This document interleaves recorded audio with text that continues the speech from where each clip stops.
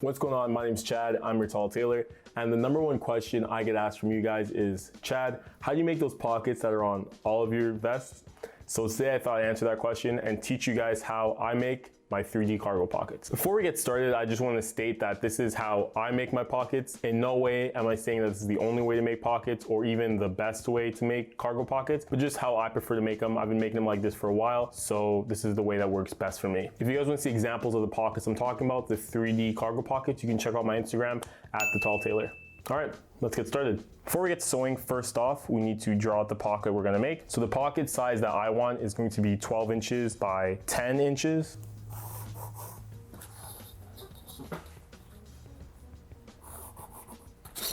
So 12 inches by 10 inches. So to this, we're just gonna add some tabs on the side. The tabs on the side are going to be how much the pocket's gonna protrude from the surface of the garment. So I usually make my pockets about 1.5 inches deep, I guess, 1.5 inches deep. So you can make these as big as you want. You can make them as deep as you want. It's your prerogative, choose whatever you want, but I usually use 1.5 because that's kind of deep enough for me. So just add that to 3 of the sides. Again, this is just a drawing, so it doesn't really have to be perfect. So now we have a pocket with 3 tabs on either side of 1.5 inches. And to this pocket, I add the seam allowance, and the seam allowance for these 2 sides. Again, this is the top of the pocket. Let me just draw an arrow so it's a little bit easier. So this is the top of the pocket, this is the bottom. And for these 2 sides, I add 1/4 inch seam allowance. And for the bottom side, I add 1/2 inch seam allowance. I'm not gonna use a ruler because it's just faster this way. 1/4 inch, and this is gonna be 1/2 inch. This is really messy, but you guys get the point.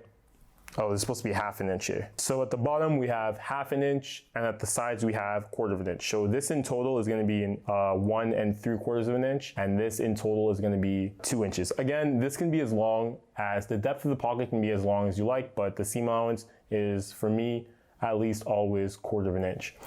To the top pocket, we're gonna add 1 more tab. I usually make this tab 2 inches, and what it's gonna do is it's gonna fold over inside the pocket, and it's gonna make the top of the pocket cleaner, and it's also going to make a little bit more rigidity so that if you wanna add buttonholes or buttons or Velcro or snaps or something, you have something a little bit more stable to attach that with. All right, so we have the pocket and we have it drawn up. This is the top of the pocket, this is the bottom, 1.5 inches on each side, 1/2 inch seam allowance and 1/4 inch seam allowance here. It looks a little messy now, but I'm just gonna give you guys a cleaned up version so it'll be a little bit easier to see. All right, so here's more of a cleaned up version. So we have the entire top length here is 15.5. Here is 12 inches. This part on the inside is 1.5. This is 1/2 inch seam allowance. As you can kind of stretch your imagination, you can kind of see how it looks like a capital T. But again, this is how I do pockets. I don't know if this is the right way, but it's the way that works for me. So once you have the pocket drawn up, once you have these measurements, get some pattern paper or like construction paper or whatever, and then just draw it out onto the paper and then cut it out. All right, so we're done. I have my taped up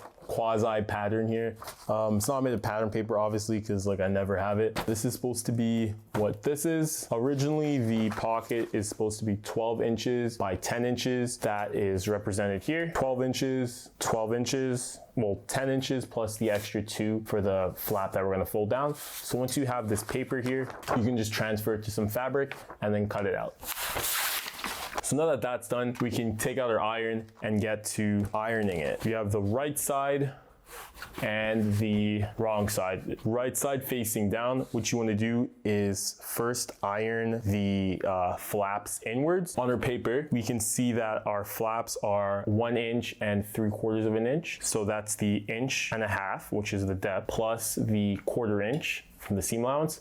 Hope this isn't too confusing. Iron that side, so it kind of looks like this, inwards, with the, again, right side facing down. And get my iron and just measure that, and just iron that, sorry, inwards. And I'm basically gonna do that with each and every flap. And finally, the top flap, which is, in my case, 2 inches. Again, this top flap is just to make the top of the pocket look cleaner and add a little bit of support for the buttons or Velcro or snaps or whatever I decide to put on it. All right, so now that we have this done, what we're going to do is sew the corners together. These 2 corners here, since I ironed it, as you can see, it's sort of like coming together to make a box that the right sides are facing together. And we're going to stitch right on the edge. So let's take this to the sewing machine and do that. And we're gonna do that on both sides.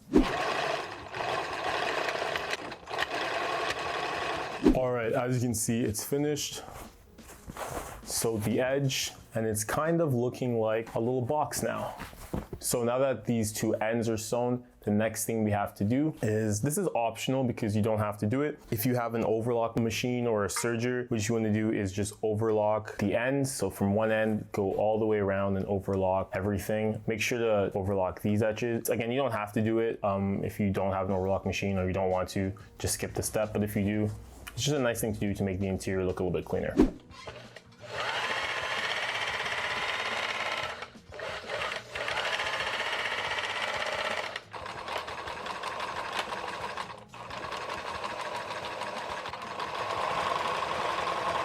All right, and we're back after sewing. So one thing I did do is sew the 2-inch flap down. So as you can see, it's more of a clean edge. Now, if you'd like, you can mount like buttonholes or buttons or Velcro or whatever on it. And also I overlocked the edges. You can kind of see the edges are overlocked. And now we can start attaching our pocket onto our garment. This pocket is pretty much finished. You can kind of see the initial size of the pocket was 12 inches by 10 inches. So the bottom is 12 inches and it's 10 inches long. So I'm just gonna grab my trusty ruler and pencil again, find the center of my garment in this case, and mark the original size of the pocket, so 10 inches by 12 inches. I want my pocket to be right in the middle here. And I'm gonna mark out a rectangle that's 10 inches by 12 inches long.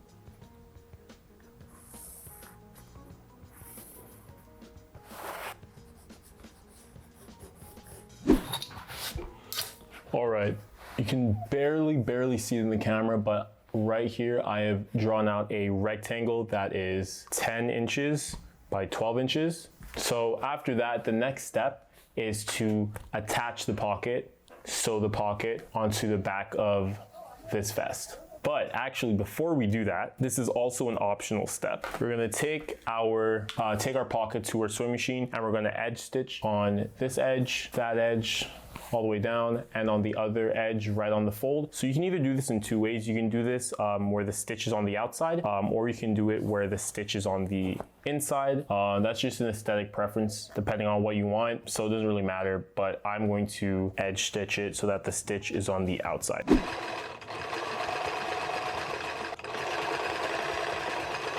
All right, so we finished edge stitching it, and this is what it looks like. I'll wait for it to focus, but you can kind of see, there we go, the edge right there. And the reason that we do this is just to give the pocket a little bit of stability when there's nothing inside the pocket, and it makes it look nice as well too. All right, now that this is done, we can get to attaching the pocket to the garment, the rest of the garment. We left a little bit of an overhang, about 1/4 of an inch. Now, what we're gonna do is we're gonna take this and attach it to the bottom. So find the line that we drew. Again, you guys probably can't, you can kind of see my line right there. There we go. So attach your bottom tab to the line, and you can pin it on to make it so that it won't move when you stitch it. So you just want to line it up right to the line right there, and then we want to sew with a 1/4 inch seam allowance all the way from edge to edge. We're in the home stretch now, so we're almost done. Now that we sewed this on, as you can see, now we're gonna flip it up. There we go. So we're gonna fold these in by 1/4 of an inch. This one might be a little bit easier to do with pins because it'll just be easier to hold on to. And then we're gonna fold it 1/4 of an inch and then go all the way up the line. So fold in 1/4 of an inch, place on the line, back stitch, and stitch all the way down to where we stopped here, and then do that for both sides.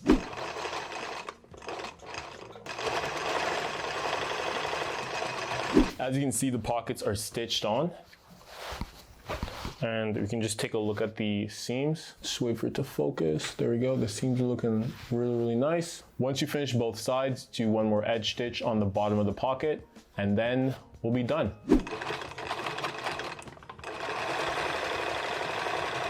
And we're done. Finish the pocket. I'm not sure if you guys can see it. I'll put some B-roll in so you guys can see a little bit better, but the pocket's done.